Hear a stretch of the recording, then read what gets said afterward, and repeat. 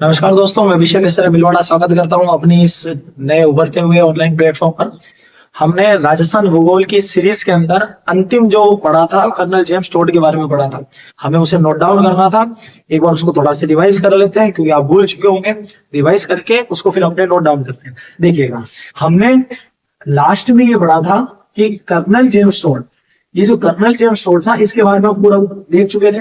Colonel James toad में हमने ये देखा था कि ये व्यक्ति जो था ये मूलतः कहाँ का था, स्कॉटलैंड का। और अगर आपसे ये पूछा जाए स्कॉटलैंड कहाँ आता है तो एक ग्रुप में आता है, उस ग्रुप का नाम था ग्रेट ब्रिटेन। तो स्कॉटलैंड ग्रेट ब्रिटेन का एक व्यक्ति है कर्नल जेम्स टोड। हमने ये पढ़ा था कि ये व्यक्ति सर्वप्रथम हमारे राजस्थान आया था वर्ष 1806 में। और ये सर्वप्रथम जो आया था ये आया था उदयपुर, उदयपुर अर्थात मेवाड़। फिर हमने देखा था कर्नल जेम्स टोड जो है, इस कर्नल जेम्स टोड को 8 मार्च 1818 8 मार्च 1818 को नियुक्त कर दिया गया था पॉलिटिकल एजेंट। और अगर आपसे ये पूछा जाए इसको पॉलिटिकल एजेंट कहाँ का नियुक्त किया गया था, तो इसको दो जगह का पॉलिटिकल एजेंट नियुक्त किया गया था। पहला मेवाड़ और दूसरा हाड़ौती। उसके बाद में याद करो, हमने कहा था कि कर्नल जेम्स टोड की एक पत्नी थी और उस पत्नी का नाम हमने देखा था जूलिया क्लटर बक। इसके गुरुजी थे जिनका नाम था जैन यति ज्ञानचंद, जैन यति ज्ञानचंद। अच्छा, फिर हमने एक चीज और देखी थी कि कर्नल जेम्स टोड ने राजस्थान के इतिहास निर्धारण में महत्वपूर्ण भूमिका निभाई थी। और क्योंकि इन्होंने महत्वपूर्ण भूमिका निभाई थी इसलिए इनके दो उपनाम पड़ते हैं। पहला इनको कहते हैं राजस्थान के इतिहास के पितामह, राजस्थान के इतिहास के पितामह। और एक हमने कहा था राजस्थान के इतिहास की जनक। अच्छा, इनका दूसरा जो नाम था वो था गोड़ी वाले बाबा। फिर हमने कहा था कि ये कर्नल जेम्स टोड जो है ये जब मेवाड़ राजस्थान भ्रमण पर रहे तो इन्होंने राजस्थान भ्रमण के दौरान कई हिस्सों के अलग अलग नाम दिए थे। जैसे मैंने आपको अंतिम वीडियो में पढ़ाया था कि जब ये माउंट आबू गए थे तो हिंदू मंदिरों की अधिकता होने के कारण माउंट आबू को कर्नल टोड ने कहा था हिंदू ओलंपस। इसी तरह इन्होंने गुरु शिखर, जिसके ऊपर भगवान दत्तात्रेय का मंदिर है, उस गुरु शिखर को उन्होंने कहा था संतों का शिखर। फिर हमने देखा था इन्होंने हल्दी घाटी को मेवाड़ या राजस्थान की थर्मोपली कहा और दिवेर को कहा था राजस्थान का या मेवाड़ का मैराथन।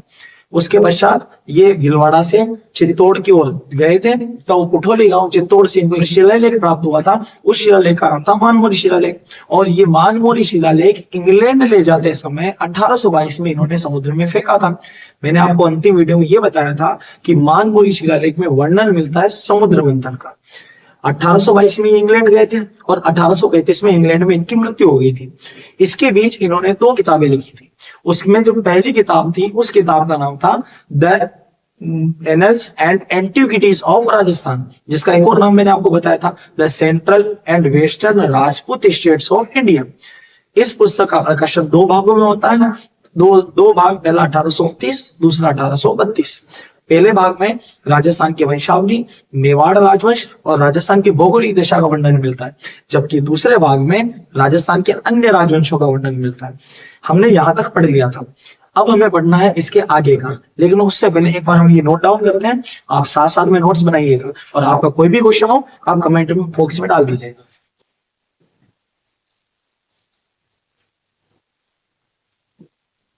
हेडिंग डालिएगा कर्नल जेम्स टोड। अच्छा, कर्नल जेम्स टोड मूलतः कहाँ का था, तो हमने पढ़ा था ये मूलतः स्कॉटलैंड का था। और अगर आपसे ये पूछा जाए कि स्कॉटलैंड जो आता है ये कौन से ग्रुप में आता है, तो ग्रेट ब्रिटेन में। Scotland great Britain. एक चीज हमने देखी थी। अच्छा, ये मेवाड़ या राजस्थान आया कब था, तो यह सर्वप्रथम 1806 में। अच्छा, 1806 में आया कहां था सर्वप्रथम, तो सर्वप्रथम हमने देखा था उदयपुर है, उदयपुर यानी मेवाड़ है, उदयपुर मेवाड़ है।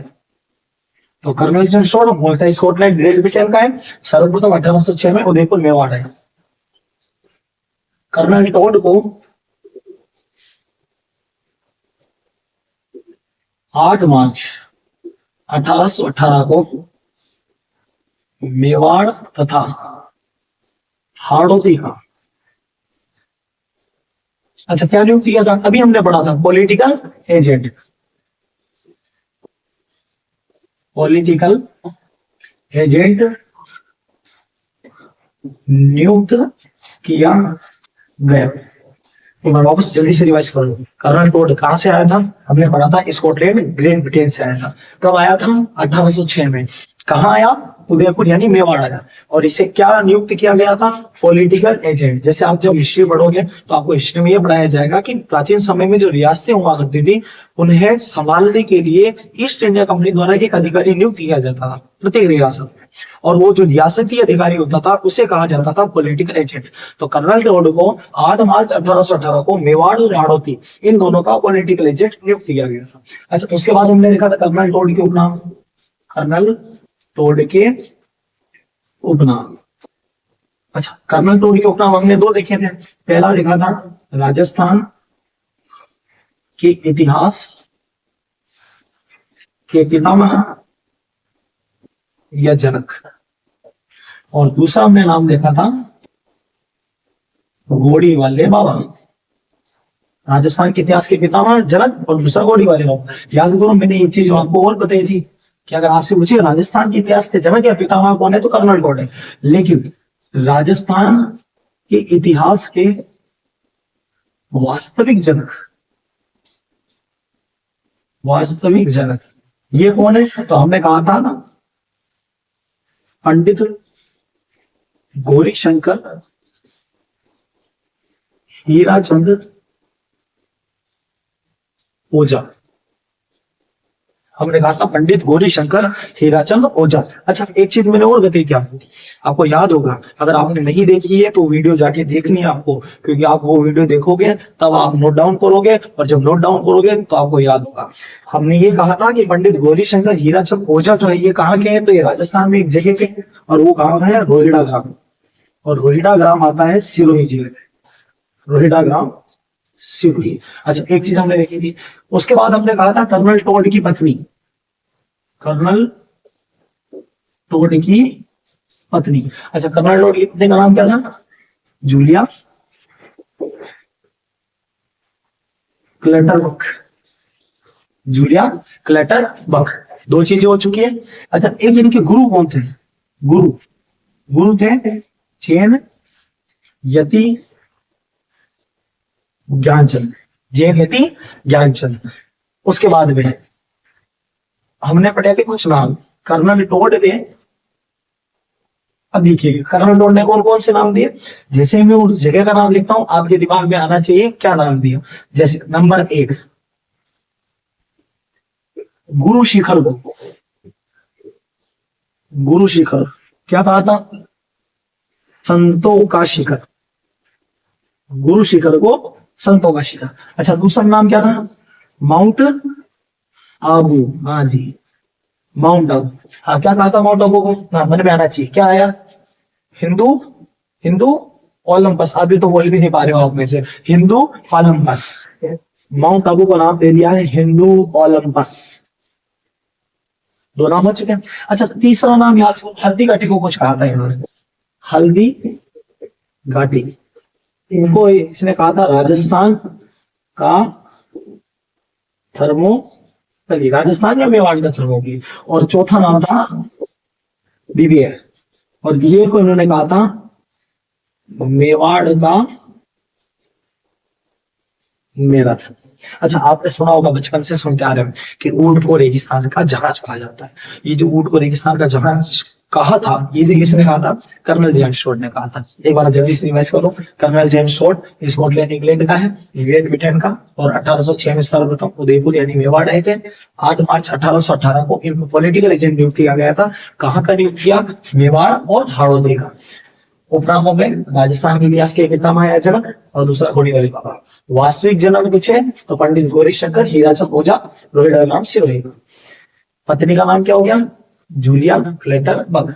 गुरु कौन हो गए? जैन यति ज्ञानचंद। कर्नल टोड ने गुरु शिखर को संतों का शिखर, माउंट आबू को हिंदू ओलंपस, हल्दी घाटी को राजस्थान का थर्मोपली, और दिबेर को मेवाड़ का मैराथन कहा। क्लियर? अगला आप एक बार यहां से स्क्रीनशॉट ले लीजिए। ओके, चलिए आगे चलते हैं।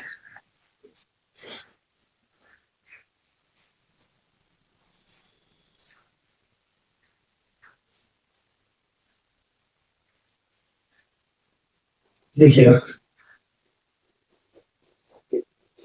कर्नल जेम्स टोड ने कुठोली गांव, कहां था कुठोली गांव? चित्तौड़ से प्राप्त वानमोरी शिलालेख को 1822 में इंग्लैंड जाते समय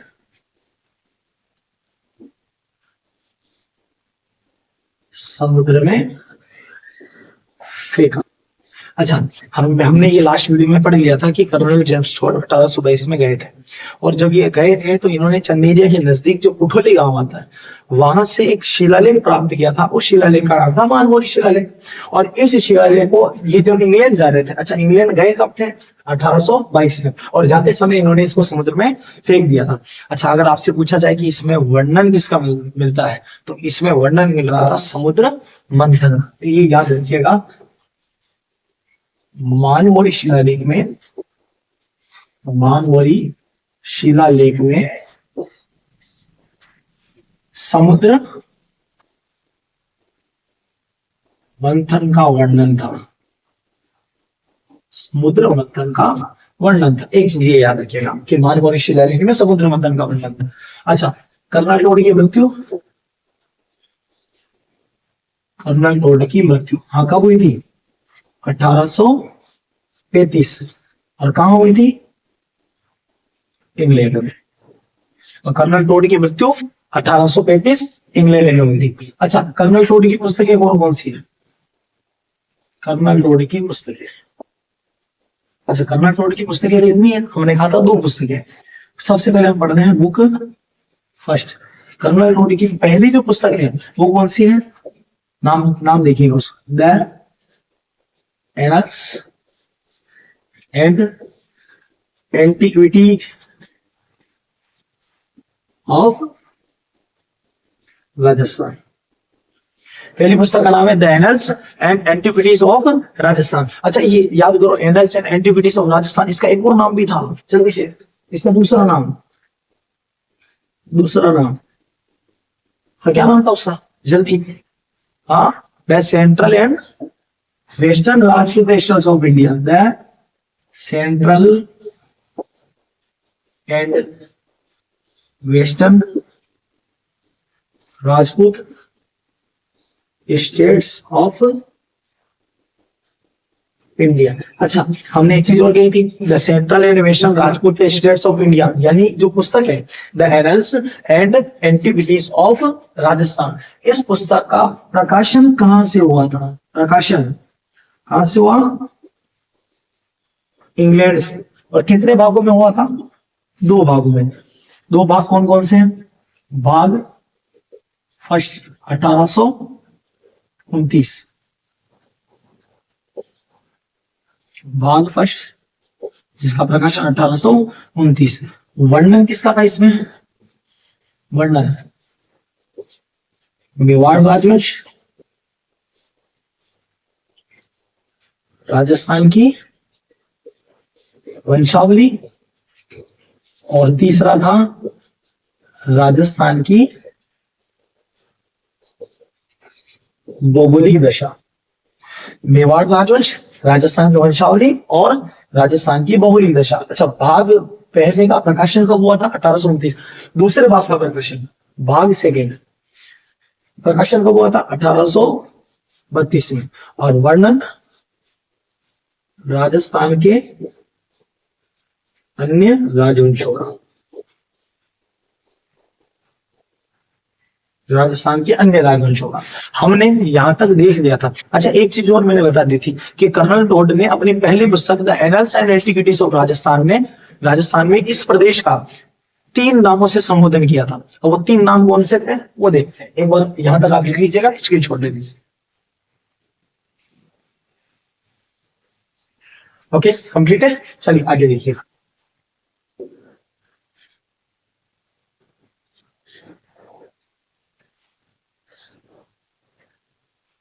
इसके आगे कर्नल टोड ने अपनी इस पुस्तक में कर्नल टोड ने अपनी इस पुस्तक में इस प्रदेश के लिए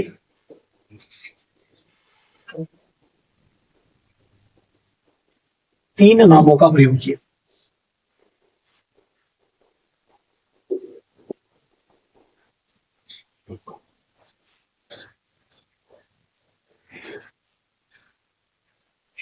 कर्नल टोड ने अपनी इस पुस्तक का नाम क्या था? The annuls and antiquities of Rajasthan. इसका दूसरा नाम क्या था? The central and western Rajput states of India. प्रकाशन कब हुआ था? 1829 1832। प्रथम भाग के अंदर वर्णन मिल रहा था 3 चीजों का। पहली चीज आ रही थी मेवाड़ राजवंश, राजस्थान की वंशावलियां, और तीसरा राजस्थान की भौगोलिक दशा।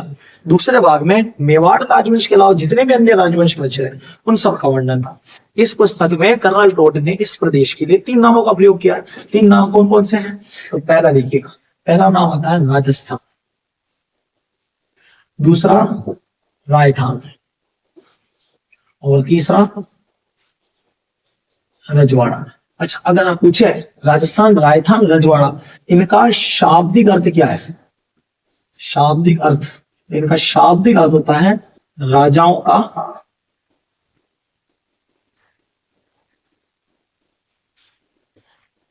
निवास स्थान। राजाओं का निवास स्थान राजस्थान, राजस्थान, रजवाड़ा, तीनों पहली पुस्तक में नाम है। और पहली पुस्तक में जो नाम मिल रहा है इसका मतलब है राजाओं का निवास स्थान। आपसे सीधा सा पूछा जा सकता है कि कर्नल टोड ने जो इस प्रदेश के लिए राजस्थान शब्द का प्रयोग किया है वो कब प्रयोग किया? तो 1829 में पहले भाग में इसका प्रयोग किया गया है। 3 नाम है राजस्थान, राजस्थान, रजवाड़ा, तीनों का मतलब क्या हो गया? राजाओं का निवास स्थान। यहाँ पढ़ चुके थे, लिख चुके हैं, इसका नोट डाउन कर चुके हैं। इसके आगे इसकी बुक सेकंड। अच्छा, अगर आपसे पूछा जाए कि कर्नल जेम्स टोड की सेकंड बुक कौन सी थी तो उस पुस्तक का नाम है the travels in western India. The travels in western India, इसका मतलब है पश्चिमी भारत की यात्रा। अच्छा, आप कई बार ये पढ़ोगे कि सर हमने किसी बुक में ये पढ़ा है कि ये जो पुस्तक थी, पहली पुस्तक, ये किसको समर्पित थी? कई किताबों में लिखा है कि गुरु जयनीति ज्ञानचंद को समर्पित थी। ये कई ऑथेंटिक प्रूफ नहीं है, और जहां तक मुझे ध्यान है ये राजस्थान पुलिस के अंदर एक बार क्वेश्चन आ चुका है कि ये पुस्तक किसको समर्पित थी। उसके अंदर विलियम हंटर ब्लेयर भी ऑप्शन में थे, विलियम हंटर ब्लेयर। जयनीति ज्ञानचंद भी ऑप्शन में थे, और इसके अलावा लॉर्ड वेलेजली भी ऑप्शन में थे। उसमें सभी को बोनस मिला था, और आई थिंक इस क्वेश्चन को डिलीट कर दिया गया था। इसका रीजन ये है, ये पुस्तक किसको समर्पित है ऑथेंटिक रूप में कहीं नहीं मिलता, तो अपने कुछ नॉलेज रहा भी नहीं। ठीक है, तो पुस्तक सेकंड हो गई the travels in western India, पश्चिम भारत की यात्रा। अच्छा, अगर आपसे पूछे इस पुस्तक का प्रकाशन कब हुआ था तो इसका प्रकाशन हुआ था 1839 में। सर ये क्या बता रहे हो? हमने तो पढ़ा कि कर्नल टोड की मृत्यु हो गई थी 1835 में, और आप कह रहे हो कि 1839 में प्रकाशन हो रहा है। तो हाँ, इसका प्रकाशन हुआ है, और कर्नल टोड की मृत्यु के 4 साल बाद हुआ है। इसकी प्रकाशन किया था इसकी पत्नी ने, तो प्रकाशन हुआ 1839 में। किसने किया? कर्नल टोड की पत्नी, क्या नाम था उसका? जूलिया क्लेटर बक द्वारा, जूलिया क्लेटर बक द्वारा। अच्छा, इसके अंदर वर्णन किस चीज का मिलता है हमें ये भी देखना है। अच्छा, हमने एक चीज देखी थी कि इसने जो पहली किताब लिखी थी उसमें 2 भाग थे। पहले भाग के अंदर उसने राजस्थान की वंशावली, मेवाड़ वंश और राजवंश, और राजस्थान की भौगोलिक दशा, यानी उसके अंदर भूगोल का वर्णन हो गया और मेवाड़ का वर्णन हो गया। दूसरा हमने पढ़ा था दूसरे भाग के अंदर जिसमें राजस्थान के अन्य सभी राजवंश का वर्णन मिल रहा था। इसका मतलब इसने अपनी पहली पुस्तक के अंदर भूगोल का भी वर्णन दे दिया और पहली पुस्तक के अंदर इतिहास का भी वर्णन दे दिया। बचा आपका एक सब्जेक्ट राजस्थान की कला और संस्कृति, उसका वर्णन मिलता है यहाँ। राजस्थान की कला संस्कृति, और राजस्थान की कला संस्कृति से तात्पर्य वस्त्र, आभूषण, रीति रिवाज, खान पान, मूर्ति पूजा,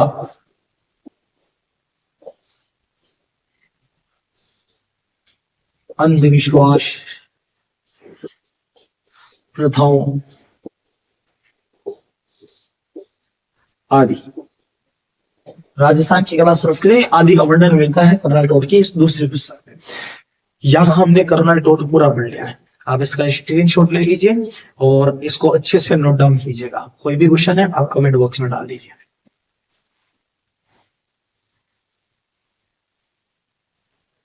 चलिए हो गया, आगे बढ़े इसके। ठीक है, थोड़ा सा टॉपिक हो रहा है, टॉपिक ये लगभग खत्म हो चुका है।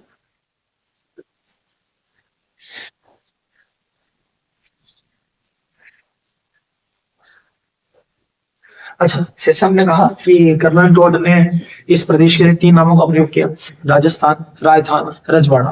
कर्नल टोट ने जो प्रयोग किया ना वो 1829 में किया है, लेकिन मध्यकाल में हम इसको फिर भी राजपूताना कहते थे।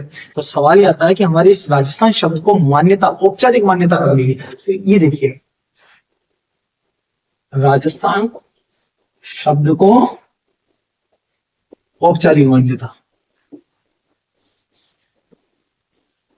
अच्छा, अगर आपसे पूछा जाए कि राजस्थान शब्द को औपचारिक मान्यता कब मिली? जिस दिन हमारा संविधान लागू हुआ था। इसका मतलब 26 जनवरी 1950। 26 जनवरी 1950 को राजस्थान शब्द को औपचारिक मान्यता मिली थी। विधिवत रूप से इस प्रदेश का नाम राजस्थान कब रखा गया? तो 26 जनवरी 1950 को रखा गया। बोर नहीं होना है, सीरियस पढ़ा रहा हूं, इसका मतलब बोर होना नहीं होता। अगर हमें नौकरी चाहिए तो थोड़ी सी मेहनत करनी पड़ेगी, हंसते मुस्कुराते हम आगे बढ़ते रहेंगे। चलिए आगे देखते हैं। अच्छा, आगे हमें देखना है कि राजस्थान शब्द को औपचारिक मान्यता मिली 26 जनवरी 1950 को। लेकिन अगर आपसे ये पूछा जाए कि राजस्थान शब्द हमारा एकीकरण हुआ, एकीकरण 7 चरणों में हुआ, तो राजस्थान शब्द का प्रयोग एकीकरण में सर्वप्रथम किस चरण में आया था? तो राजस्थान शब्द का सर्वप्रथम एकीकरण के 7 चरणों में चरण नंबर 2, जिसको हम कहते हैं पूर्वी राजस्थान, क्योंकि पहला जो था वो था मत्स्य संघ, उसमें राजस्थान शब्द का प्रयोग नहीं हुआ है। दूसरा चरण जो था वो था पूर्वी राजस्थान, जो कब हुआ था? 25 मार्च 1948। इसके अंदर राजस्थान शब्द का प्रयोग पहली बार एकीकरण में किया गया। लिखिएगा, एकीकरण के दौरान राजस्थान शब्द का सर्वप्रथम प्रयोग, एकीकरण के दौरान राजस्थान शब्द का सर्वप्रथम प्रयोग। दूसरा चरण कौन सा था? पूर्वी राजस्थान। दूसरे चरण पूर्वी राजस्थान में। अच्छा, तारीख क्या थी इसकी? अभी बोलिए मैंने, 25 मार्च 1948 को किया। बस देखना, राजस्थान शब्द को औपचारिक मान्यता मिली कब मिली थी? 26 जनवरी 1950 को। एकीकरण के दौरान राजस्थान शब्द का सर्वप्रथम प्रयोग जो हुआ वो कब हुआ था? तो दूसरे चरण में हुआ, जिसका नाम था पूर्वी राजस्थान, और कब किया गया? 25 मार्च 1948 को। अच्छा, फिर उसके बाद में अगर आपसे पूछे कि राजस्थान शब्द का ग्रंथों में प्राचीनतम प्रयोग, अब यहाँ एक नई चीज है, समझिएगा इसको।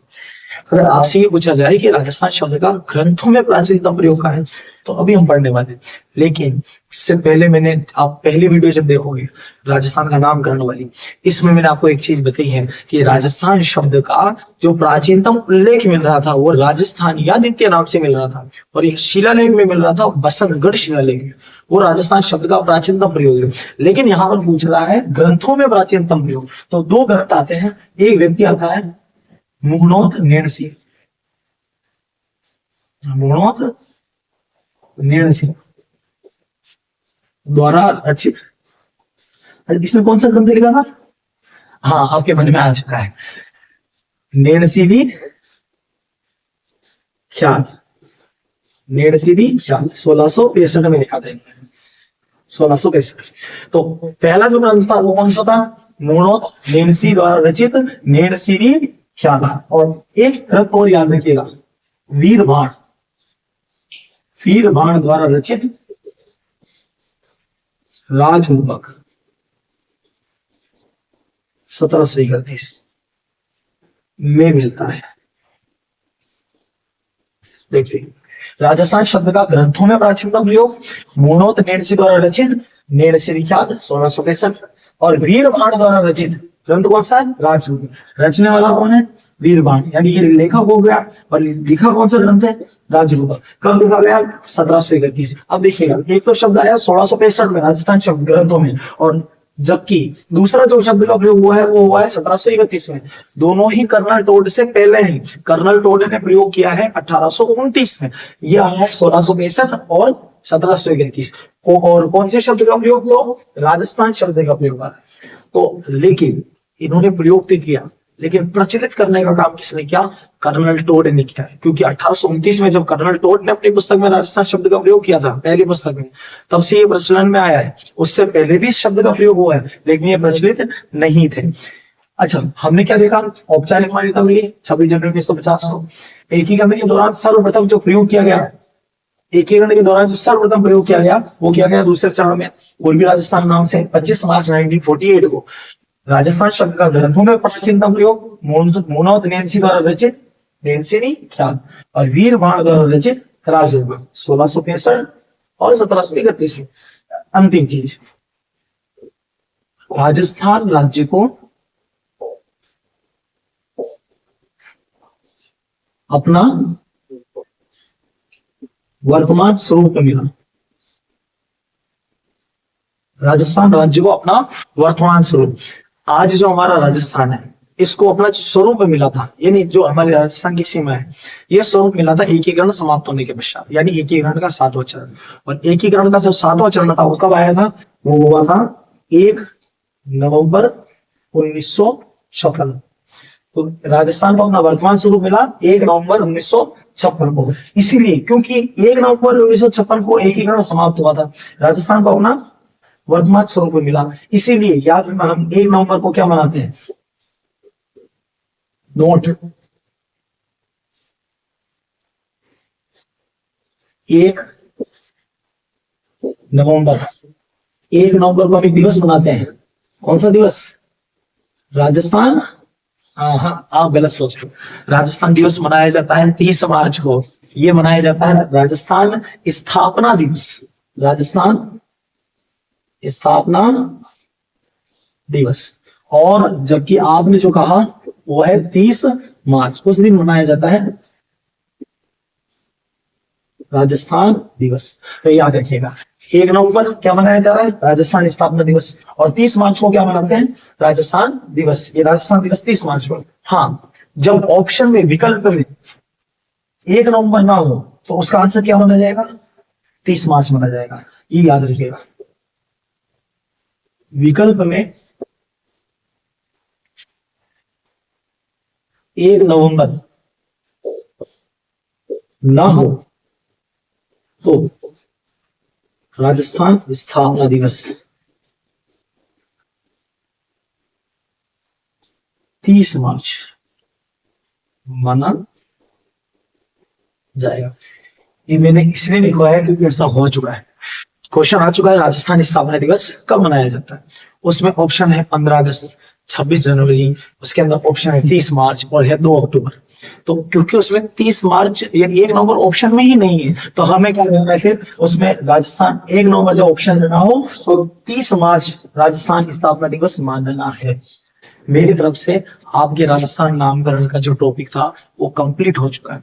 छोटी छोटी सी 3 वीडियो बनी है, इन 3 वीडियो को अच्छे से आप पढ़िएगा, वापस रिवाइज कीजिएगा। आपका कोई क्वेश्चन है तो प्लीज आप भेजिएगा, उसका हम सॉल्यूशन जरूर देंगे। ओके, आज के लिए इतना ही। जय हिंद, जय भारत।